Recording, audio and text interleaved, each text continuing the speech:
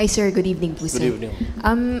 Bukas po nakatakda din po yung bilateral meeting nyo po with Russian President Vladimir Putin. Aside po sa follow-up meeting nyo po, nun pong bumisita kayo sa Russia and chance din po na magbigay ng pasasalamat sa tulong ng Russia sa Marawi crisis, may iba pa pong particular topic of discussion sa inyo pong pagpupulong? Wala. Actually, I was planning to go to Russia for just a few hours and to thank them for their help.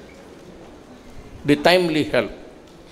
Kasi, baski nasabihin niya, it came during the days when there was the waning of